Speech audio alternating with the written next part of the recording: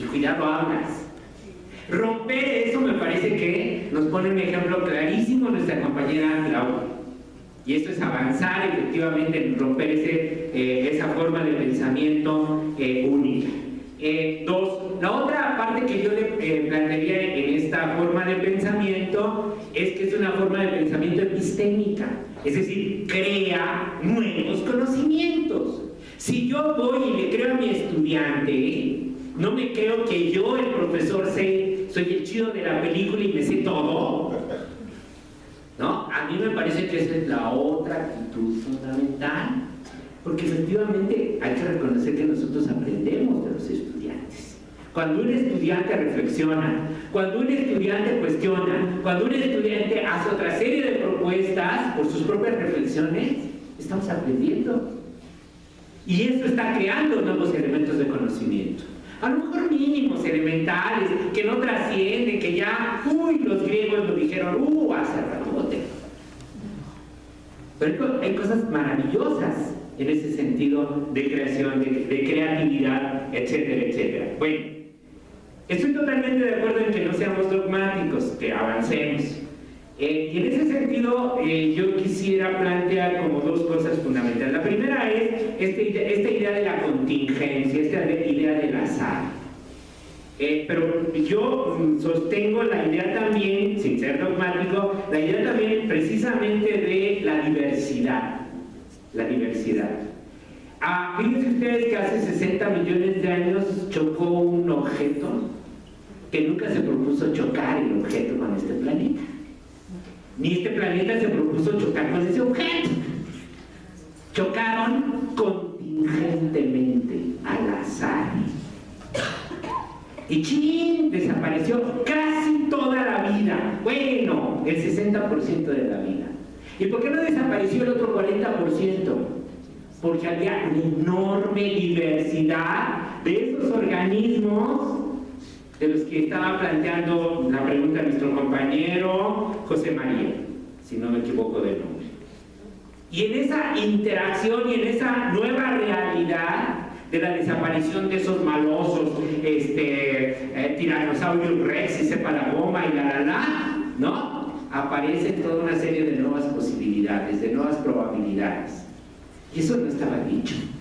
No estaba dicho por esa ciencia positivista. No lo podía decir, ¿no? Stephen Jay Gould plantea efectivamente esa cuestión de contingencia en la historia de la vida, y en ese sentido me parece que también es importantísimo recuperar el tiempo no como perdón por burlarme del asunto, 300 tontos años de la ciencia moderna, 300 contra 11.000, 12.000, 15.000 años de conocimientos tradicionales indígenas en América, 15.000 años de conocimientos tradicionales en África, a lo mejor un poquito menos, unos 8.000 años de conocimientos tradicionales en Australia, en Nueva Zelanda, etcétera, etcétera, en el sureste asiático, con una riqueza impresionante por parte de esas culturas humanas.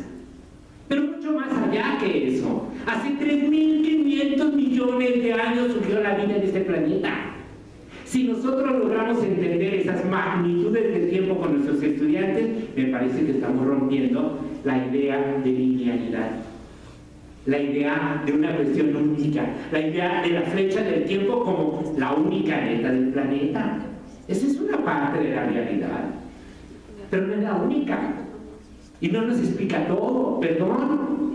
Y eso me parece fundamental.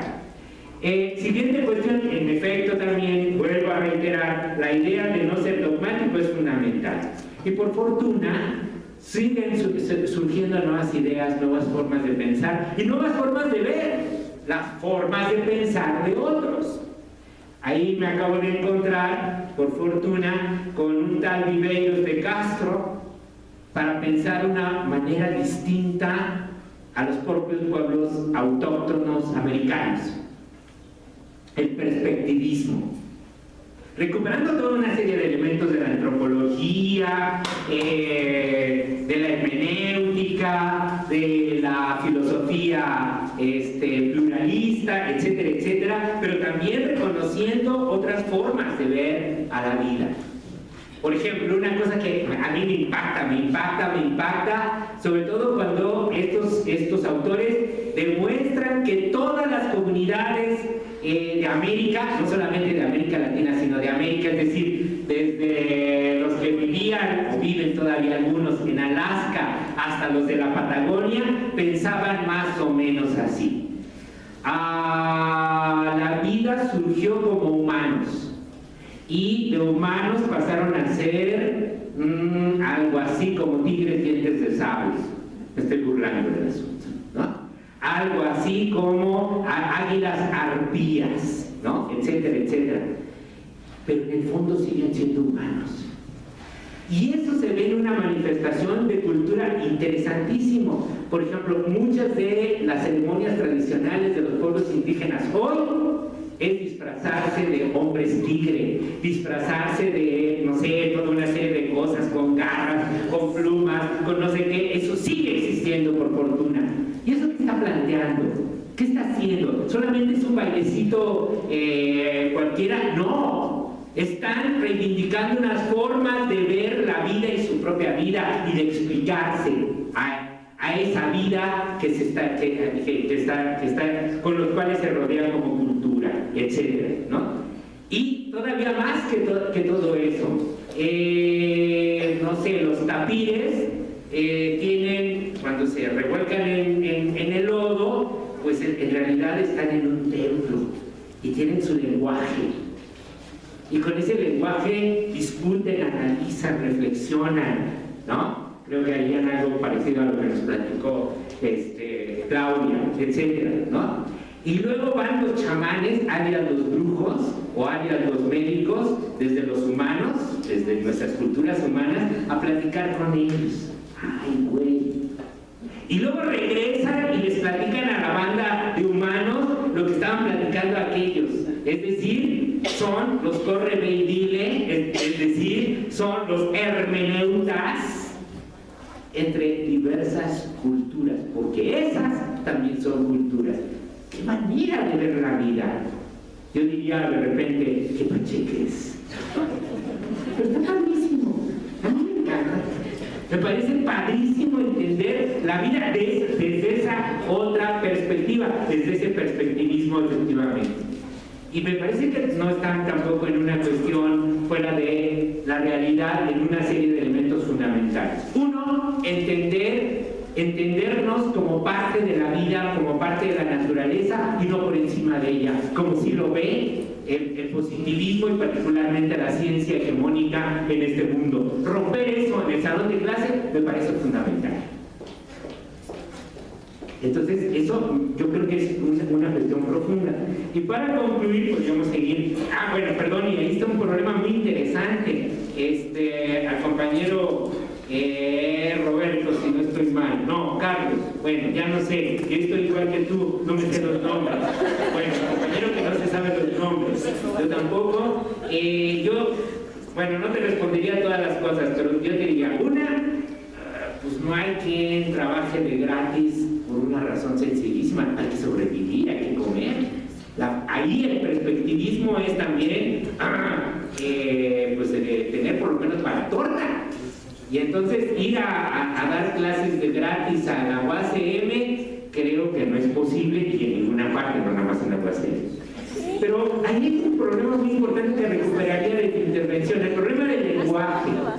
Y este problema del lenguaje que acabo de plantear, por ejemplo, desde el perspectivismo, a mí me parece muy importante. ¿Por qué no crear esas sociedades, esos grupos, esas comunidades dialógicas que nos acaba de plantear Claudia? ¿Por qué no repetirlas en nuestros salones de clase? ¿Por qué no repetirlas en los barrios? ¿Por qué no repetirlas en las colonias? ¿Por qué no repetirlas en todos lados? Eso me parecería fundamental como para efectivamente recuperar elementos del lenguaje que se van perdiendo. Elementos efectivamente de construcción de nuevos conocimientos, etc. Y ahí recuperaría entonces una forma de pensamiento sistémico, ¿no? Que a mí me parece que sigue siendo perfectamente recuperable. El problema del cambio en la alimentación o esta, ¿cómo decías?, de la crisis alimentaria, etcétera, y particularmente en México somos el país, ahora pasamos a ser el país de los gordos número 1 en el mundo. Órale, ¿no? Qué interesante. ¿Eso qué implicó? ¿Qué implicó desde el análisis del pensamiento sistémico? Implicó un cambio profundo de cultura. Antes comíamos toda una serie de alimentos que se elaboraban en casa, que eran producidos en nuestros campos, que eran producidos tradicionalmente en comunidades indígenas, en comunidades campesinas, etcétera, etcétera. Hoy todo eso se produce industrialmente, todo lo que estamos consumiendo se produce industrialmente. Se rompen elementos de cultura. ¿Cuál es el reto ante eso? Pues regresar o recuperar ¿qué otra palabra podríamos decir? No sé, a recuperar parte de la cultura alimentaria en este país, recuperar parte de esas culturas generales en este país. ¿Y eso qué implica? Pues implica una bronca fundamental con una forma de pensamiento otra vez lineal, ¿no? Esa forma de pensamiento del señor Slim, del señor, ¿cómo se llama? El dueño de Bimbo y todas esas mugres, Brite o algo así, ¿no? Ese imbécil, bueno, imbécil, pero como nos chinga, ponerlos contra la pared. ¿Cómo le hacemos para hacer eso? ¿Cómo lograr cambiar de nueva forma el pensamiento de nuestra gente para que no compre Sabritas, para que no compre Bimbo, para que no compre Coca-Cola, para que no compremos agua privatizada? ¿Cómo le hacemos? Y creo que nuestro reto es desde la escuela, entre otras trincheras. Y me parece que eso es muy, muy, muy importante. Entonces yo respondería de esa manera a tu pregunta. Y ya, muchas gracias.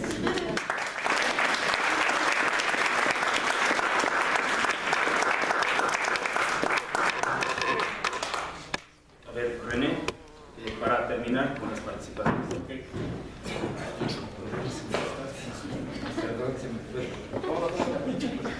Bueno, pues yo agradezco mucho la posibilidad de estar en esta entrevista y estar escuchando pues cosas tan interesantes.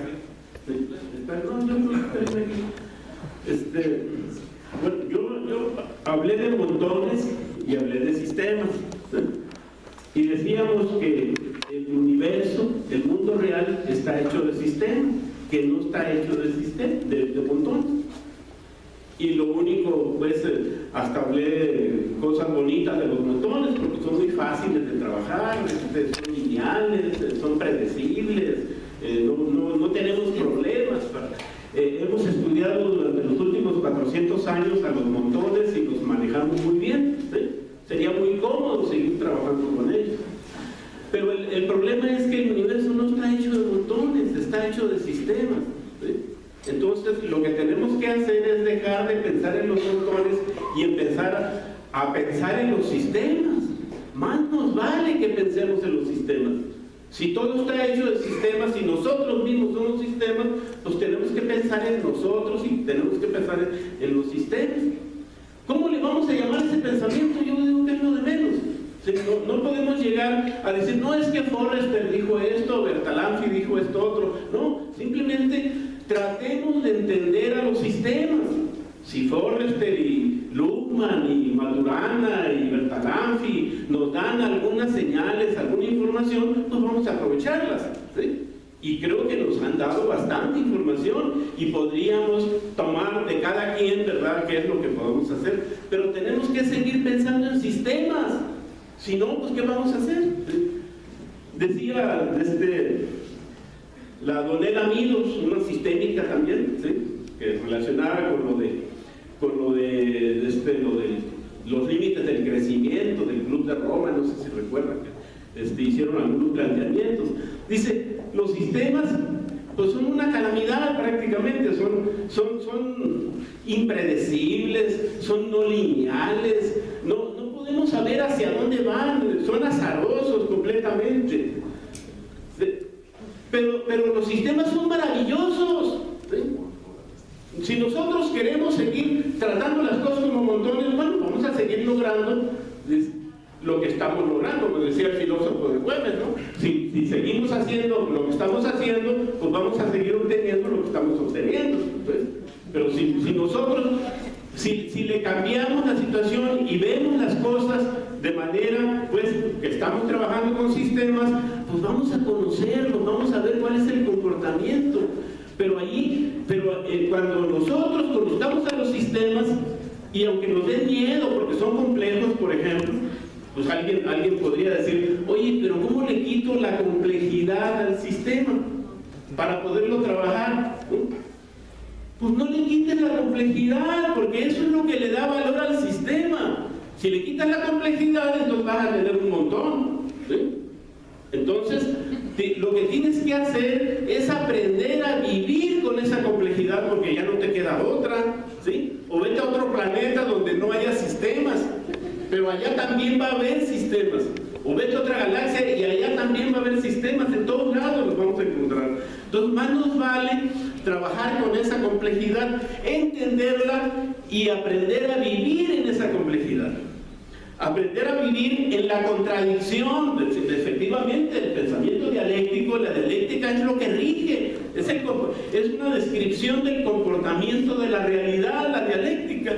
Entonces, necesitamos aprender a vivir con esa contradicción. Es más, necesitamos aprender a aprovechar esa contradicción, porque de ahí es donde salen las cosas maravillosas.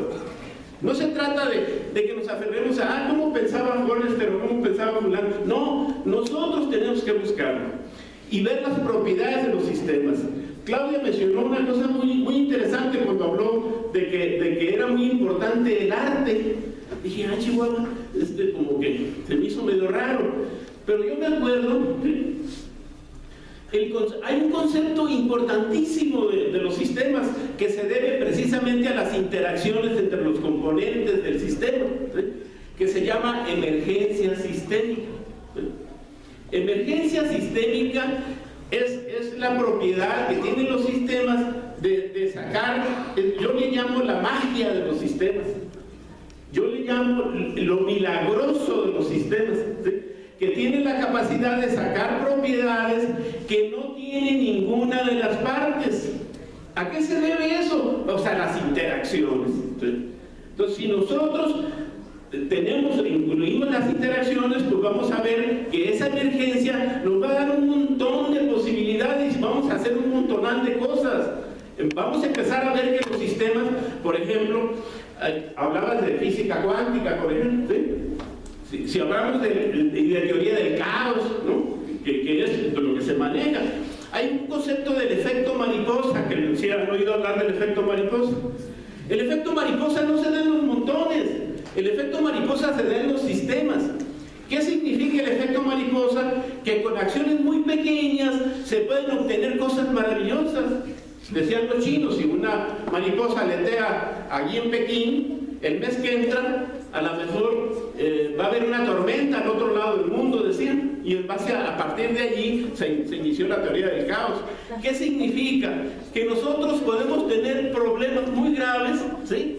Por algunas acciones muy pequeñas, pero también podemos tener soluciones poderosísimas con acciones muy pequeñas. Estamos acostumbrados a pensar en lo que dice el refrán, la manera lineal que tenemos, decimos, no, pues de acuerdo como es el sapo en la pedrada, decimos. Pues no es necesario darle una pedrada muy grande a un sapo muy grande.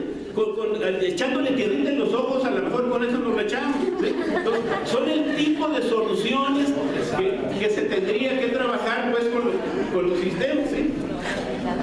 Que decimos, bueno, que no vamos pues hay propiedades de los sistemas que estamos desaprovechando, que no las entendemos, ¿sí?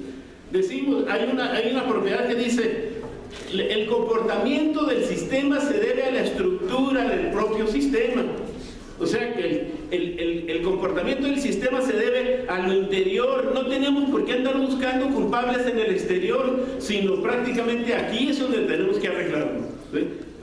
Y ahí es donde viene la autopoiesis, donde vienen esas propiedades emergentes que son magníficas, ¿sí? Yo tengo un documento por ahí que hablo, yo digo autopoiesis ya, Patria para todos.